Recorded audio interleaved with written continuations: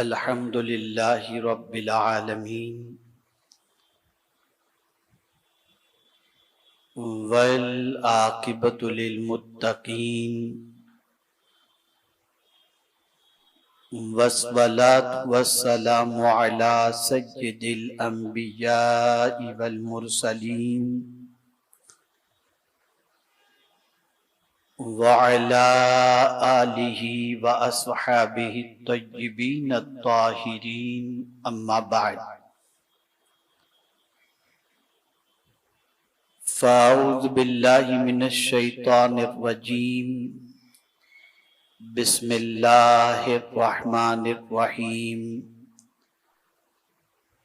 क़द अफ़लह मन तज़क्का व ज़करा अस्म रब्बिही फ़सल्ला सदक़ल्लाहुल अज़ीम। अस्सलातु वस्सलामु अलैका या रसूल अल्लाह अस्सलातु वस्सलामु अलैका या हबीब अल्लाह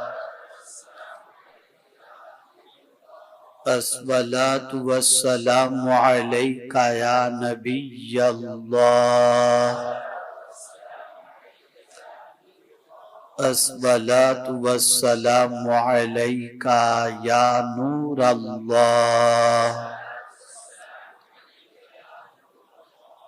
व अला आलिका व अस्हाबिका या हबीब अल्लाह सल्लल्लाहु तआला अलैका वसल्लम। मेरे प्यारे आका सल्लल्लाहु तआला अलैहि वसल्लम के प्यारे दीवानों, मुसलसल कई इज्तिमाआत से आप कामयाबी के मुख्तलिफ पहलू पर गुफ्तगू समाअत फरमा रहे हैं। आज भी कामयाबी के एक पहलू की तरफ आपकी तवज्जो को मबजूल कराना चाहूंगा और उसी एक पहलू की के ज़ेल में कई और पहलू भी इंशाअल्लाहुल अज़ीम आपकी समाअतों के हवाले करने की कोशिश करूंगा। अल्लाह रब्बुल इज़्ज़त मुझे हक कहने और आप सबको हक सुनने की तौफीक अता फरमाए।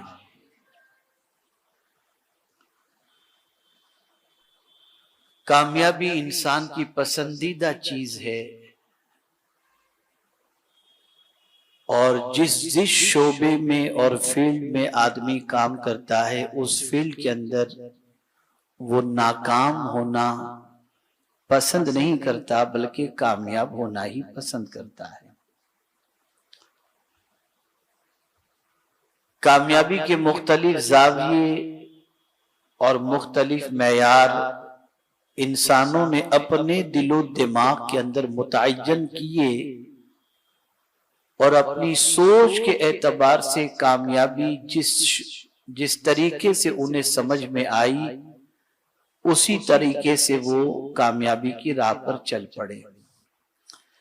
किसी ने ये सोचा कि ड्रग्स सप्लाई करके खूब माल जमा कर लो ये कामयाबी है, तो आदमी उस राह पर चल पड़ा।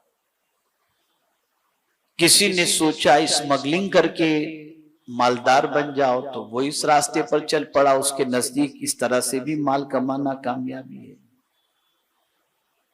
किसी ने सोचा जुए का अड्डा चलाओ, बहुत पैसा है उसके अंदर, उसने उसी को कामयाबी समझ लिया। किसी ने शराब के अड्डे के बारे में सोचा कि उसमें बहुत कमाई है, तो उसके पीछे चल पड़ा और उसी को कामयाबी समझ बैठा। लेकिन एक मुसलमान की जिम्मेदारी क्या है?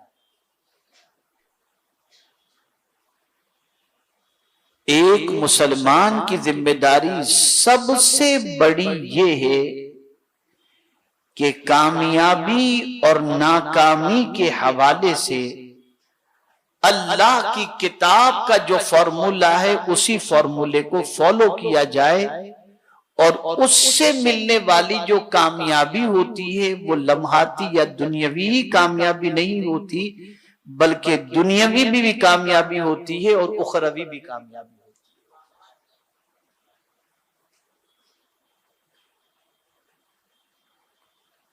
मेरे प्यारे आका सल्लल्लाहु ताला अलैहि वसल्लम के प्यारे दीवानों, और ये बात भी जहन के अंदर रहे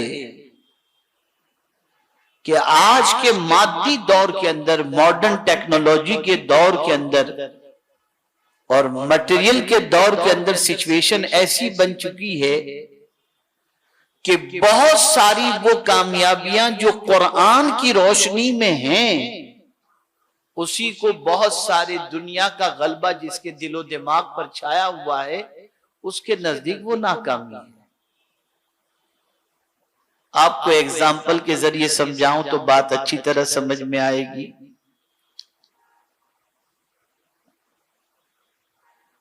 एक बैरिस्टर आ रहा हो, एक सर्जन आ रहा हो, और एक मदरसे का मुदर्रिस आ रहा हो, हाफिज कुरान आ रहा हो, तो जब कंपैरिजन होगा दोनों के दरमियान, तो आज के दौर का इंसान सर्जन को तो कामयाब समझेगा, हाफिज साहब को कामयाब नहीं समझेगा। ये सोच, इसका मतलब ये नहीं कि सर्जन होना कामयाबी नहीं है, लेकिन अगर सर्जन बहुत बड़ा है और बेनमाजी है, सर्जन बहुत बड़ा है लेकिन शराब पी रहा है, सर्जन बहुत बड़ा है लेकिन हलाल और हराम की तमीज नहीं करता, तो उससे करोड़ों गुना वो हाफिज साहब अच्छे हैं जो महीने का 10,000 15,000 कमाते हैं, इसलिए कि उनको कामयाबी की सनद अल्लाह ने अता फरमा दी है। लेकिन जहन बदला हुआ है, माइंड पूरा चेंज हो चुका है।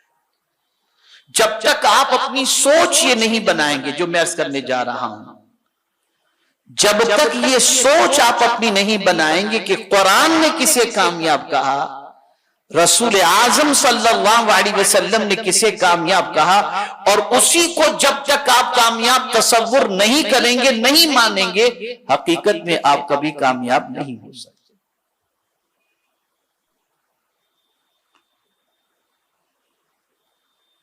तो कुरान कह रहा है, कद अफलहा मन तज़क्का, बेशक मुराद को पहुंचा जो सुथरा हुआ, जो पाक हो गया, साफ हो गया। उमूमी तौर पर जब इस आयत की तिलावत की जाती है तो आदमी मन के हवाले से समझता है जिसका दिल पाक हो गया, इसमें भी कोई मुदायके की बात नहीं है। लेकिन अगर किसी का दिल पाक हो गया और निगाह नापाक है, तो आज मैं जो समझाने जा रहा हूं, मेरा ख्याल है कि शायद जो उलमा यहां तशरीफ फरमा है उनके लिए भी एक नई बात होगी। जब जब तज़किये की बात आती है तो आदमी सिर्फ मन ही के हवाले से सोचता है कि दिल को साफ करना, दिल को साफ करना, दिल को साफ करना। लेकिन कुरान ने सिर्फ इसी हद तक महदूद नहीं रखा, कहां कहां पाकीज़गी के हवाले से तालीम दी। उन आयात का, उनमें से चंद आयात का तज़किरा इंशाअल्लाह मैं करने की सआदत हासिल करूंगा। यहां जो मुराद है कद अफलह मन तज़क्का, मुराद को पहुंचा वो जो सुथरा हुआ। यहां मुराद अकीदे की सफाई है और अकीदे की इस्लाह है। वो मुराद को पहुंचा जिसने शिर्क से तौबा कर ली,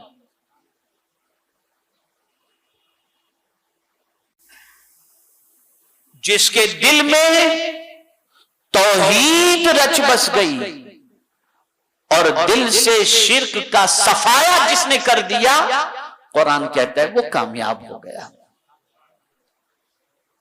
मेरे प्यारे आका सल्लल्लाहु अलैहि वसल्लम के प्यारे दीवानों, शिर्क कितना बड़ा गुनाह है उसको कुरान ने कहा, इन्न शिर्क लजुल्मुन अजीम।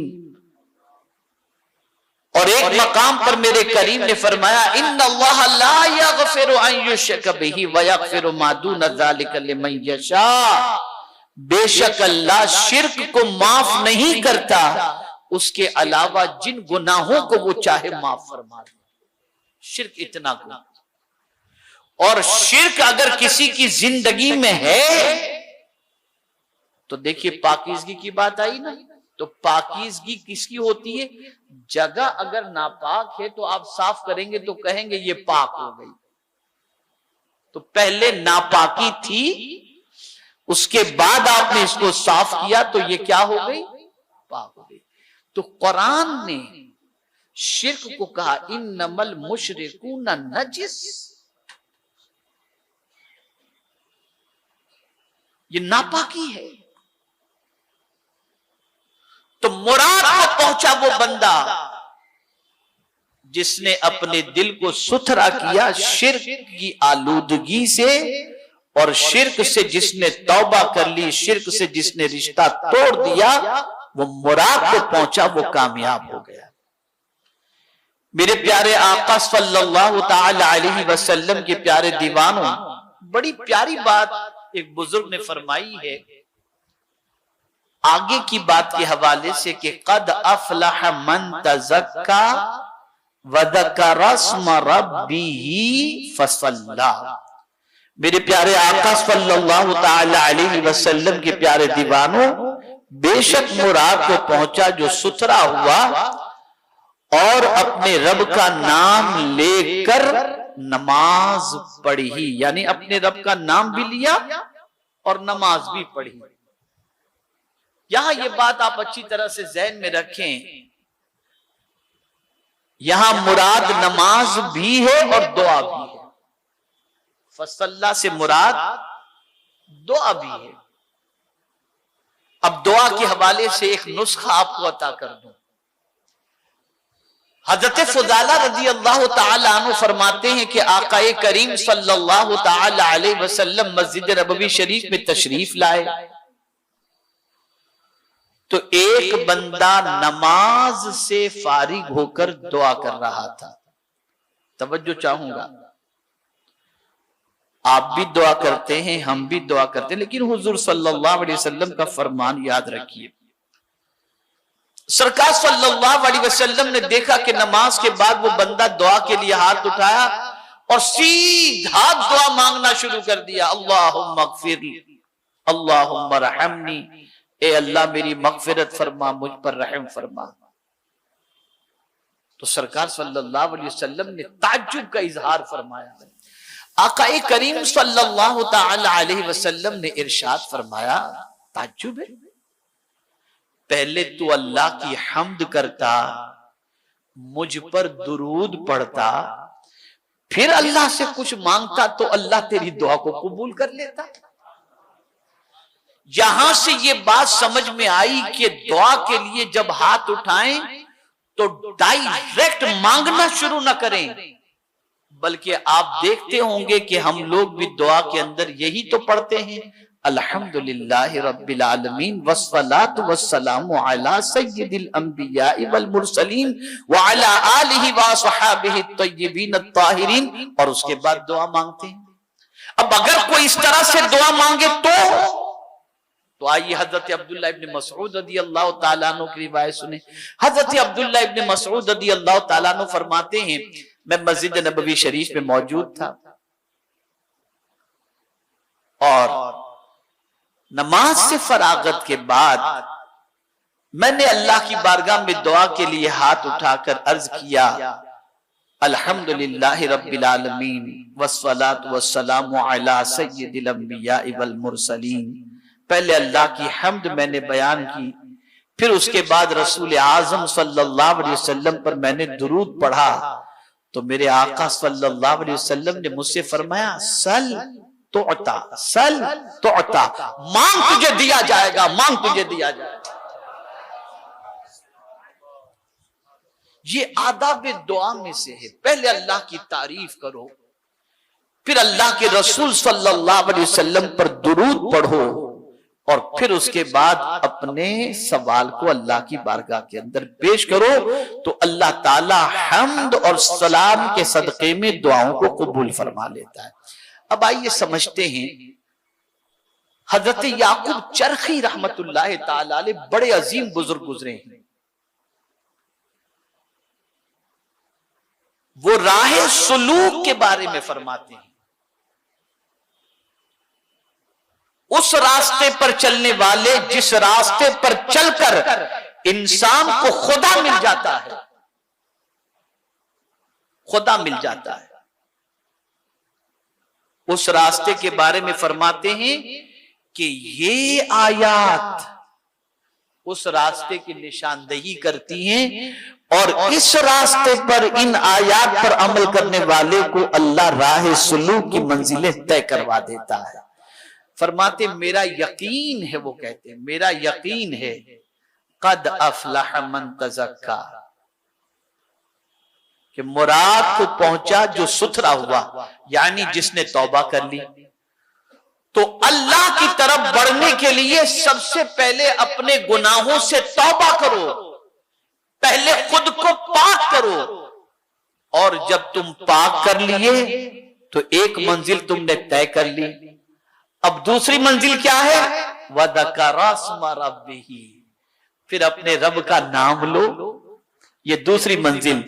और रब का नाम जब तुमने ले लिया तो रब का नाम लेकर तुम सजदे में चले जाओ, यानी नमाज पढ़ो। तो कुरान कहता है, जो अल्लाह के रसूल सल्लल्लाहु अलैहि वसल्लम फरमाते हैं, जो सजदे में जाता है वो अल्लाह से करीब हो जाता है, तो ये अल्लाह के कुर्ब की दौलत नसीब हो जाती है।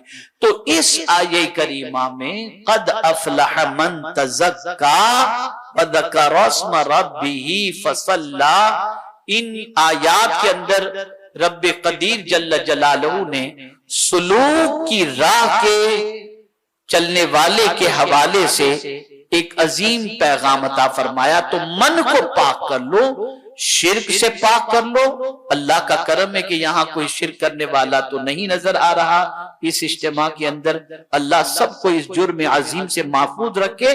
गुनाहों से तौबा कर लो, बुराइयों से तौबा करके अपने दिल की सफाई कर लो।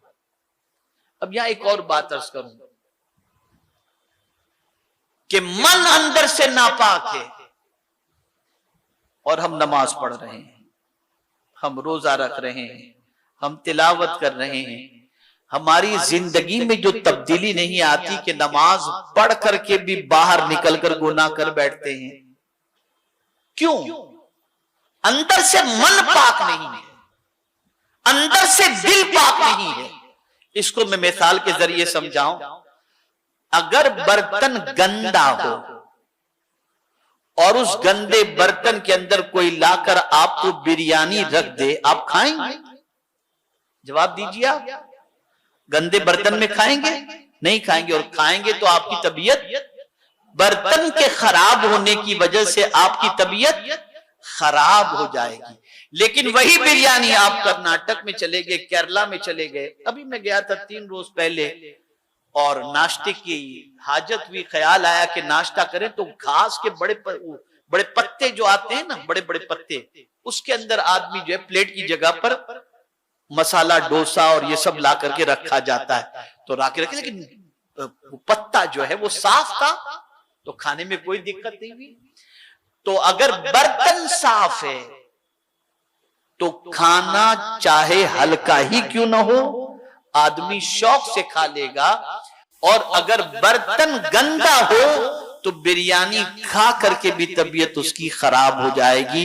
ए रसूल आजम सल्लल्लाहु अलैहि वसल्लम के दीवानों, नमाज पढ़कर, कुरान पढ़कर अगर हमारी जिंदगी में तब्दीली पैदा नहीं हो रही तो हमारा बर्तन खराब है कि अंदर गंदगी भरी है।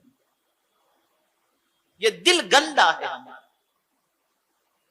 इसको साफ करो। और इसकी सफाई का बेहतरीन तरीका जिस तरीके से जाहिर को साफ करना है, कपड़ों को साफ करना है, तो आप पानी का इस्तेमाल करते हैं और पानी के जरिए अपने कपड़े की सफाई करते हैं, जगह की सफाई करते हैं, बदन की सफाई करते हैं, लेकिन दिल तो अंदर है, उसकी सफाई कैसी होगी? तो सुन लो, दिल की सफाई आंसुओं से हुआ करती है। जब कोई अल्लाह से डर करके रोता है, इधर आंसू निकले, उधर उसके दिल की सफाई होना शुरू हो, उसके दिल की सफाई होनी शुरू हो गई। और मेरे प्यारे आका सल्लल्लाहु ताला अलैहि वसल्लम के प्यारे दीवानों, ये हो गई अकीदे की सफाई और अकीदे का तज़किया। अब थोड़ा सा तज़किये के मफ़हूम को भी आप समझ लें ताकि अच्छी तरीके से आपकी समझ में बात आ सके। मेरे प्यारे आका सल्लल्लाहु ताला अलैहि वसल्लम के प्यारे दीवानों,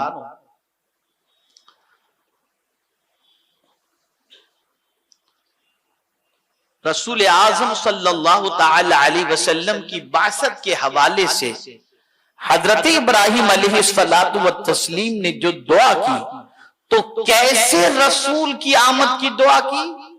रब्बना वबअस फीहिम रसूलन मिनहुम यतलू अलैहिम आयातिका व युअल्लिमुहुमुल किताब वल हिकमत व युज़क्कीहिम। ऐसा रसूल मबऊस फरमा जो किताब व हिकमत की तालीम दे और साथ ही साथ तज़किया फरमाए, पाक कर दे। तो मुस्तफा जाने रहमत सल्लल्लाहु अलैहि वसल्लम की जात वो अजीम जात है कि जो मदीने में रहकर मदीने से दूर वालों के दिल की भी सफाई कर दिया करती। इसीलिए आला हज़रत कहते हैं, चमक तुझसे पाते हैं सब पाने वाले, मेरा दिल भी चमका दे चमकाने वाले, दिल भी चमका दे, दिल भी चमका दे। मेरे प्यारे आका सल्लल्लाहु ताला अलैहि वसल्लम के प्यारे दीवानों, तो रसूल आज़म सल्लल्लाहु अलैहि वसल्लम के कुर्ब की दौलत जिसे नसीब होती है, उसके दिल का मैल कुचैल खुद ब खुद साफ हो जाता है। और मैं एक वजीफा आपको बता दूं, पैगंबर रहमत सल्लल्लाहु अलैहि वसल्लम से अगर करीब होना है तो क्या करें? तो रसूल आज़म सल्लल्लाहु अलैहि वसल्लम ने इरशाद फरमाया, क़यामत के दिन मुझसे सबसे ज्यादा करीब वो होगा जो सबसे ज्यादा मुझ पर दुरूद पढ़ता होगा। तो उठते बैठते मुस्तफा जाने रहमत सल्लल्लाहु अलैहि वसल्लम पर दुरूद व सलाम का नजराना पेश करते रहे। मेरे प्यारे आका सल्लल्लाहु ताला अलैहि वसल्लम के प्यारे दीवानों, रसूल गिरामी वकार सल्लल्लाहु अलैहि वसल्लम ने सफाई फरमाई, दिल की सफाई फरमाई और गुनाहों से दिल को पाक करने और शिर्क से पाक करने के लिए जिद्दोजहद फरमाई। अब आइए दो आयतें और आपके सामने मैं अर्ज कर दूं ताकि आप मजीद अच्छी तरीके से समाअत फरमा सकें। एक आयत, सिर्फ दिल पाक नहीं करना, निगाह भी पाक करना है, और उसके लिए भी कुरान मुकद्दस में तज़किये का लफ्ज़ है। उसके लिए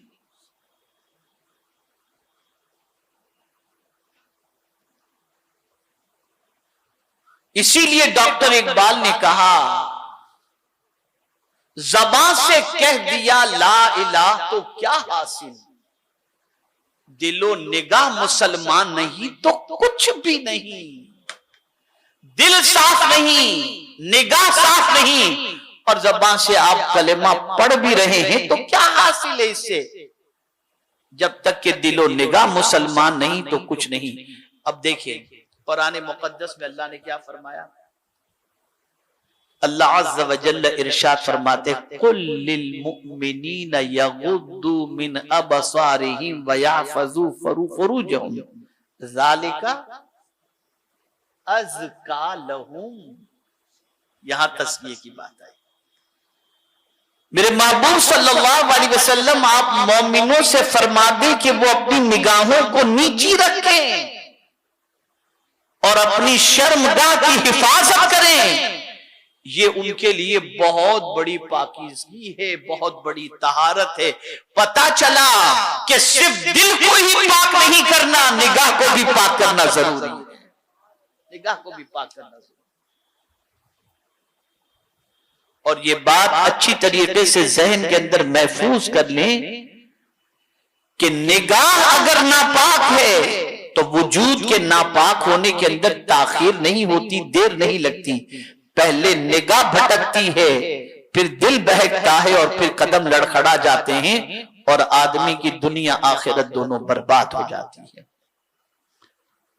ऐ रसूल गिरामी वकार सल्लल्लाहु तआला अलैहि वसल्लम के प्यारे दीवानों, इसीलिए औलियाए कामिलीन बल्कि खुद हुजूर सल्लल्लाहु अलैहि वसल्लम जब राह चलते, गौर से सुने, अमल की अल्लाह मुझे आपको सबको तौफीक अता फरमाए।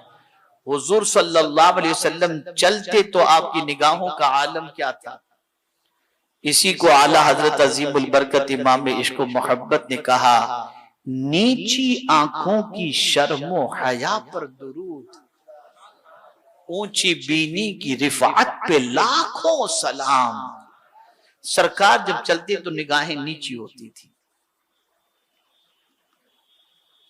ये नीची होती थी। नीची निगाह रखना ये निगाहों की पाकीज़गी है। बल्कि फरमाया गया कि अगर कोई शख्स किसी के घर में झांक रहा है और घर वालों ने पत्थर मारा और उसकी आंख फूट गई, तो कोई किसास लेने की जरूरत नहीं, कोई बदला दिला, वरना कुरान कहता है आंख का बदला आंख से।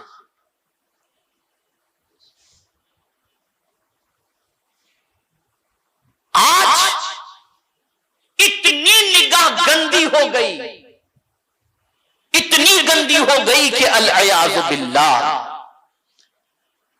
बाहर निकलो तो अल्लाह खैर फरमाए क्या पोजीशन होती है। कॉलेज की सीढ़ी पर देख लीजिए, आप यूनिवर्सिटी में देख लीजिए, आज कॉलेज की लड़कियों की जो कॉलेज होती है और वो जब निकलती हैं तो बाहर खड़े रहने वाले नौजवानों को देख लीजिए, राह चलने वाली लड़कियों को ताकने झांकने का सिस्टम देख लीजिए। अब जब निगाह ही गंदी हो गई है, निगाह ही गंदी हो गई है, तो आप कामयाब कहां से होंगे। मुझे बड़ी प्यारी बात याद आ रही है, अल्लाह अकबर, बड़ी प्यारी, अल्लाह का करम में बात याद आ गई, बहुत समझने वाली बात है। सुल्तानुल हिंद गरीब नवाज रहमतुल्लाह ताला अलैह जब अजमेर की धरती पर तशरीफ लाए और ये कहा गया कि आप जहां कयाम पजीर थे, कहा गया उठ जाओ, ये हमारे ऊंटों की बैठने की जगह है। तो ख्वाजा साहब तो उठ गए, लेकिन फरमाया ऊंट यहीं बैठे रहेंगे। फिर ऊंट बैठे तो उठे ही नहीं। फिर आकर के माफी मांगी गई, तब जाकर के ऊंट को वहां से उठने के लिए कहा गया, ऊंट उठ गए। ख्वाजा साहब बैठे हुए थे अपने मस्त। अब लोगों की पोजीशन ऐसी कि ख्वाजा साहब के पास जा रहे हैं, मिल रहे हैं और उनके सदके में अल्लाह करम फरमा रहा है, लोगों की जिंदगियां बदल रही हैं, लोग दायरे इस्लाम के अंदर आ रहे हैं, लोग गुनाहों से तौबा कर रहे हैं, लोगों के अंदर इंसानियत पैदा हो रही है, मखलूक खुदा के लिए मेहरबानी का जज्बा पैदा हो रहा है, ये सारी चीजें हो रही। अब उस जमाने के बादशाह को वहां के तकलीफ हुई और उसने सोचा कि ये तो तख्ता उलट देंगे, कहीं मानने वाले सब हो गए तो इनको निकाला जाए। कोशिश की गई लेकिन कोशिश बराबर नहीं हुई।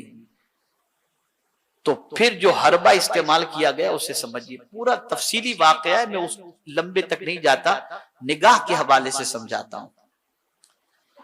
तो उस जमाने में उसके पास, पृथ्वीराज के पास जादूगर थे, जादूगरों की फौज थी। उसने जादूगरों को बुलाया और कहा कि भाई अब तुम जादू के जरिए इनको हटाओ। सबने कोशिश की, एड़ी चोटी का जोर लगाया, लेकिन ख्वाजा साहब पर किसी का जादू नहीं चला।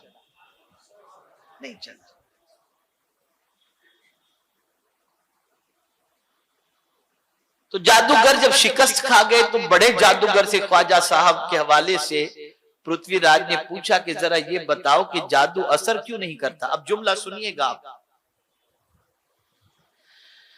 उस जादूगर ने जवाब में कहा, ख्वाजा की निगाह बड़ी पाक है, निगाह बड़ी पाक है, इसलिए इन पर जादू नहीं असर कर रहा। कहा चलो निगाहों को नापाक करने का इंतजाम किया जाएगा। तो एक बच्ची थी जो बड़ी खूबसूरत थी। पहले तो ये किया गया कि नौजवान बच्चियों को, ख्वाजा साहब चूंकि अनाथ सागर के करीब थे तो अनाथ सागर में नहाने के लिए जवान बच्चियों को भेजा गया। ख्वाजा साहब तिलावत में मसरूफ थे तो बच्चियां नहाई और चुपचाप चली आई। कहा भाई वो तो ऐसा मस्त है कि नजर उठाकर देखता ही नहीं। फिर एक बच्ची को बुलाया गया और उससे कहा गया तेरे हुस्न की तारीफ पूरे शहर में हो रही है, तुझे देखने के लिए सब बेचैन हैं, जरा अपने हुस्न के जादू में मोइनुद्दीन को गिरफ्तार कर ले। कहा बाएं हाथ का खेल है, बाएं हाथ का खेल। वो तो बन संवर कर गई और जब देखा कि ख्वाजा साहब उस पर नजर नहीं कर रहे, उसकी तरफ नजर इल्तिफात नहीं फरमा रहे हैं, तो उसने दूर से आवाज दी, या मोइनुद्दीन। ख्वाजा साहब कुरान शरीफ पढ़ रहे थे।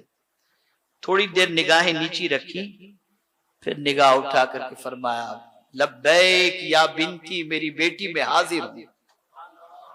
बस इतना कहना था। वो तड़पने लगी और तड़पने के बाद अपना दिल ख्वाजा की दावत पर दे बैठी और कलेमा पढ़ करके मुसलमान।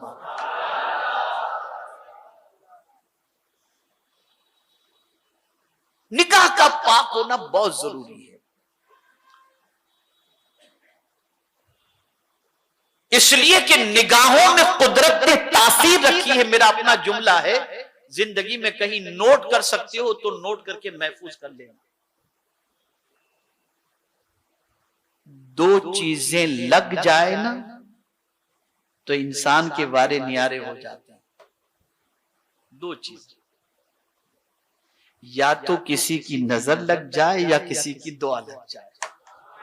अगर किसी अल्लाह वाले की नजर पड़ गई तुम पर तो बेड़ा पार हो गया तुम्हारा, और किसी की दुआ तुमको लग गई तो तुम्हारा बेड़ा पार हो गया। इसीलिए कुरान में साहबाई के नाम से रब ने फरमाया ला तक़ूलू राइना, सरकार से ये न कहो कि हुजूर हमारी रियायत फरमाए, बल्कि कहो कूलुन जुरना, सरकार हम पर नजरे करम फरमा दे। उनजुरना, और याद रखें जिस तरफ उठ गई दम में दम आ गया, उस निगाहे इनायत पे लाखों सलाम। निगाह के अंदर ये तासीर कुदरत ने रखी है।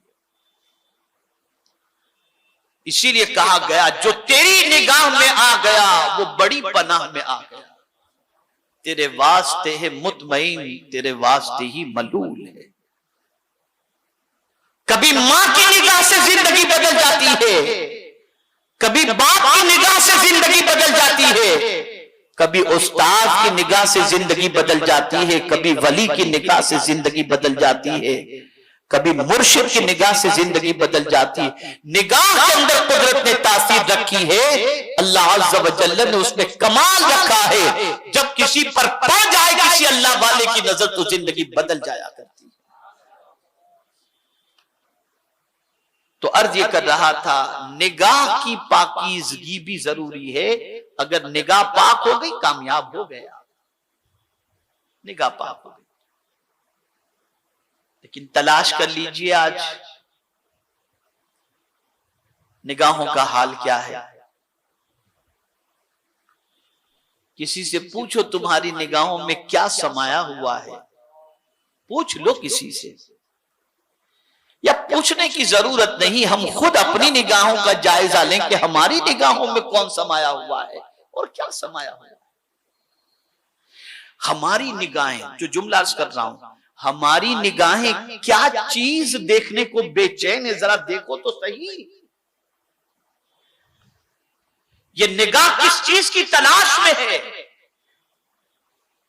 क्या देखने के लिए बेचैन है ये निगाह।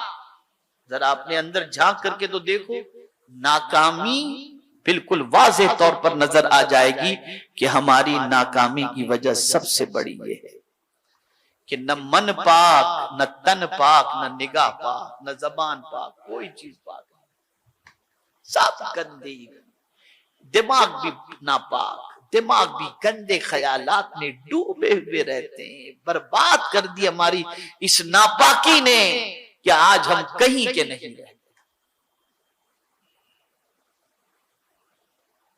और जब किसी का सरकार सल्लल्लाहु अलैहि वसल्लम से इश्क बेपनाह हो जाता है तो वो अपनी निगाहों के बारे में यही कहता है, कुछ ऐसा कर दे मेरे किरदगार आंखों में, हमेशा नक्श रहे रूए यार आंखों में, उन्हें न देखा तो किस काम की है ये आंखें, कि देखने की है सारी बहार आंखों में।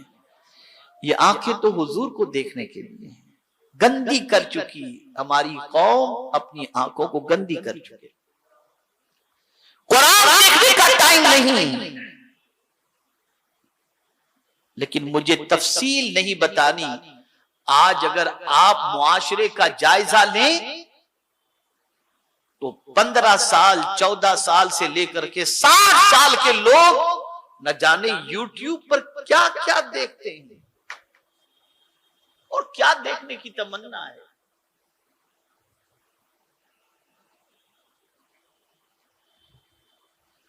तो कुरान कहता है निगाह को पाक करना, जिस तरीके से दिल को पाक करना है ऐसे निगाह को, इसी तरह से सियासत को भी पाक करने के बारे में फरमाया।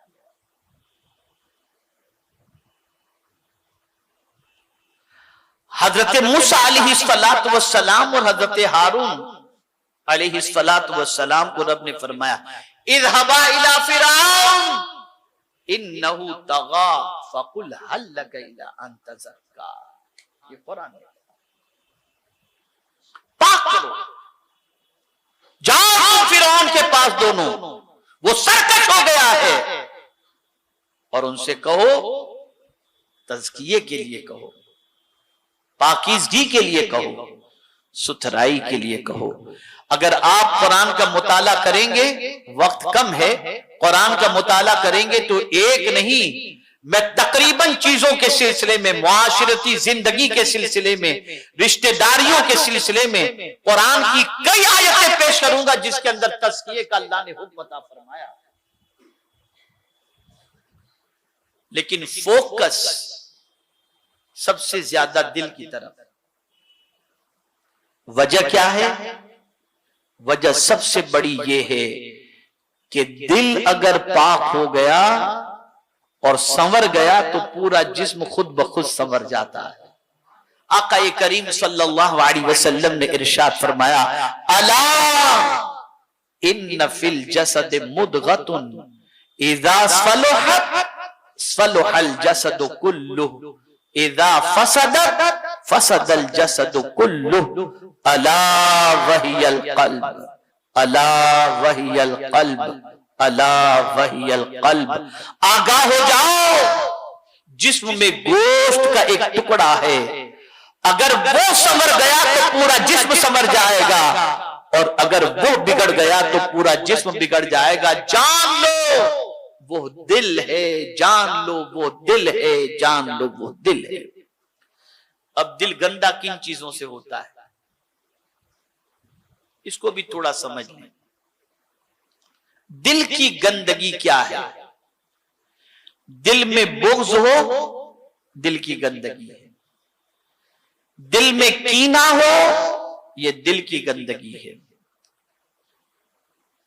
आज सीने में कीना रखकर आदमी अल्लाह की बारगाह में रो रो के दुआएं करता है, आम दिनों में भी करता है, बड़ी रात में भी करता है, लेकिन सीना गंदा है, दिल गंदा है, कीने से लबरेज है, भरा हुआ है किसी मोमिन के लिए कीने से। अल्लाह उन दुआओं को कबूल नहीं फरमाता, यहां तक कि शबे बारात जिसमें परवरदिगार बनी कल्ब की बकरियों के बालों की तादाद के बराबर अपने बंदों की मग़फ़िरत फरमा देता है।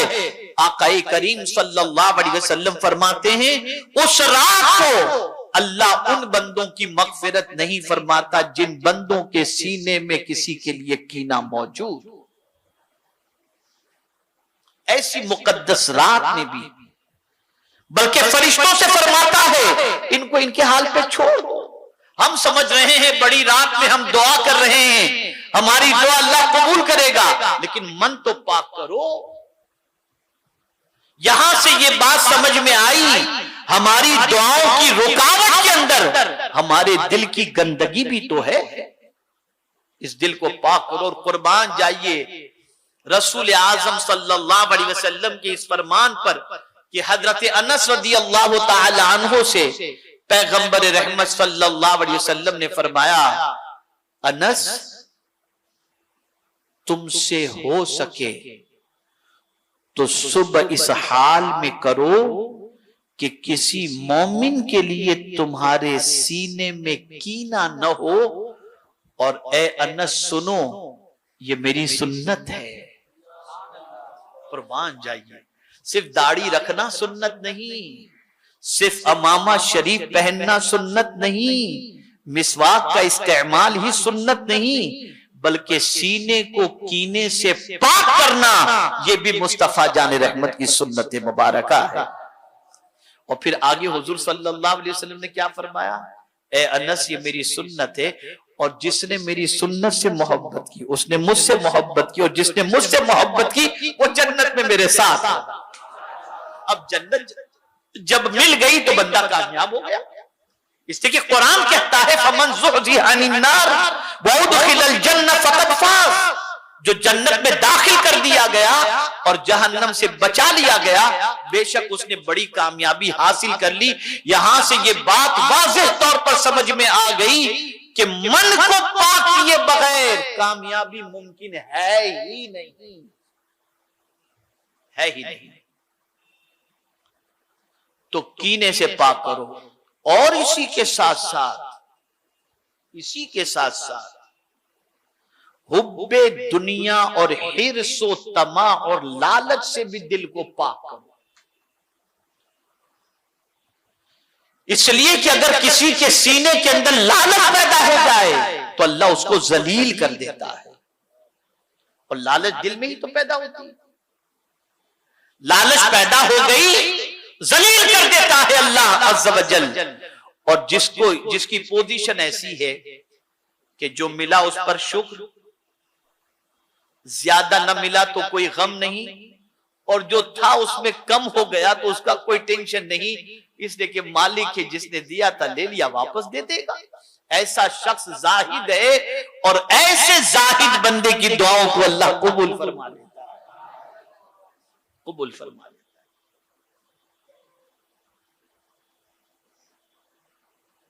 तो लालच, हदीस मुबारका में आक़ाए करीम सल्लल्लाहु अलैहि वसल्लम ने इरशाद फरमाया, मन क़नाअ जल्ला व मन तमअ ज़ल्ला, जिसने कनाअत इख्तियार की अल्लाह उसे बुजुर्गी अता फरमा देता है, और जिसने लालच की वो जलील हो गया, वो जलील हो गया,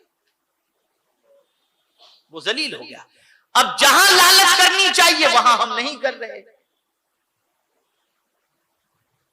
लालच किस चीज में करनी चाहिए? किसी को अपने से ज्यादा इल्म वाला देखे तो लालच करो, ए अल्लाह मुझे इससे ज्यादा अता फरमा और मुझे इल्म अता, लालच करो। किसी को इबादत के अंदर आपने अपने से ज्यादा पाया, ए अल्लाह इससे ज्यादा मुझे तौफीक अता फरमा। लेकिन यहां तो माल के अंदर लालच कर रहे हैं ना, ये सबसे बड़ा मसला है। इज्जत के बारे में लालच कर रहे हैं, इसको इज्जत इतनी मिली, इसको माल इतना मिला, मुझे क्यों नहीं मिला, पता नहीं क्या क्या हम कर रहे हैं। मेरे प्यारे आका सल्लल्लाहु ताला अलैहि वसल्लम के प्यारे दीवानों, तो अपने दिल को पाक करो, अपनी ज़बान को पाक करो, अपनी सोच को पाक करो, और साथ ही साथ अपनी निगाह को पाक करो, अपने अखलाक को पाक करो, अपनी आदतों को पाक करो। जहां तुमने पाकीज़गी इख्तियार कर ली पाकीज़गी इख्तियार कर ली, तो अब मेरा मौला फरमाता है तुझे कोई चाहे या न चाहे, आप मैं तुझे खुशखबरी सुना दूं, इन्नल्लाह युहिब्बुत तव्वाबीन व युहिब्बुल मुतत्तहिरीन, कि बेशक अल्लाह तौबा करने वाले और पाक रहने वाले से मोहब्बत फरमाता है। फिर अल्लाह, और अल्लाह मोहब्बत करता है तो सिर्फ तन्हा नहीं करता, ये भी कमाल की बात है, ये भी उसके करम की बात है। वो जब किसी से मोहब्बत करता है तो तन्हा नहीं करता, जहां उसने मोहब्बत की पहले फरिश्तों से कहता है, जिब्रील अमीन से फरमाता है, जिब्रील सारे फरिश्तों से कह दो आसमान में मैं इस बंदे से मोहब्बत करता हूं, तुम भी इससे मोहब्बत करो। जब सारे फरिश्ते मोहब्बत करने लगते हैं तो कहा जाता है जाओ जमीन में जाकर लोगों से कहो कि मैं इस बंदे से मोहब्बत करता हूं, तुम भी मोहब्बत करो। फिर जमीन वालों में ये ऐलान कर दिया जाता है, यहां से पता चला कि हमने अल्लाह वालों को नहीं देखा, न गौसे आजम को देखा है, न ख्वाजे आजम को देखा है, न इमाम अहमद रजा को देखा है, न मखदूम सिन्ना को देखा है, लेकिन हमारे दिल में जो मोहब्बत है ये अल्लाह ने पैदा फरमा दी है, इसलिए कि अल्लाह उनसे मोहब्बत करता है तो उनकी मोहब्बत का चिराग हमारे सीने में रोशन फरमा दिया है। मुसलमानों, प्यारे आका सल्लल्लाहु अलैहि वसल्लम के प्यारे दीवानों, तो मन भी पाक करो, तन भी पाक करो, दिमाग भी पाक करो, सोच भी पाक करो, निगाह भी पाक करो और पाकीज़गी से मोहब्बत करो। इंशाअल्लाह ये पाकीज़गी जहां आएगी, अल्लाह फरमाता है कद अफलह मन तज़क्का, बेशक मुराद को पहुंचा मौला उसे कामयाबी अता फरमा देता है। तो कामयाबी का राज क्या है, इसको यूं समझ लें, मन तन सब चीजों को, बल्कि धन को भी पाक करना। ज़कात कहते हैं ना, ये ज़कात क्या है, माल को पाक करता है। ज़कात क्या है, ज़कात के माने भी पाक करना है, वो माल को पाक करता है, इसीलिए ज़कात कहा जाता है।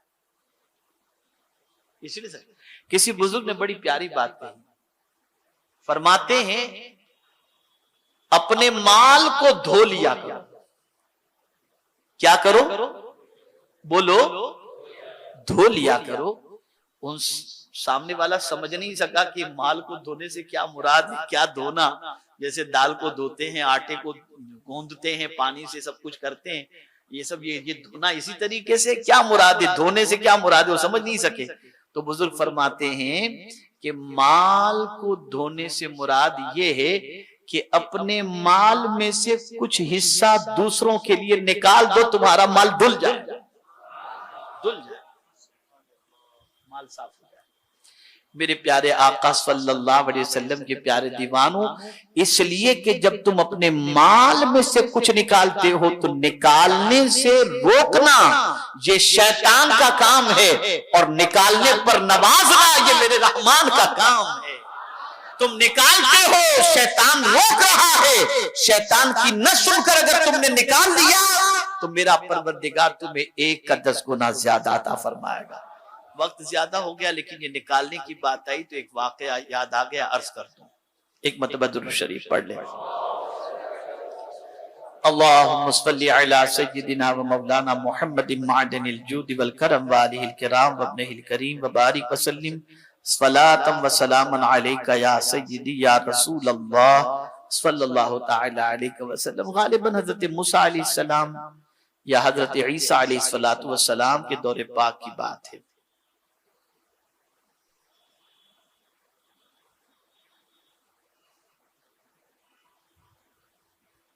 एक शख्स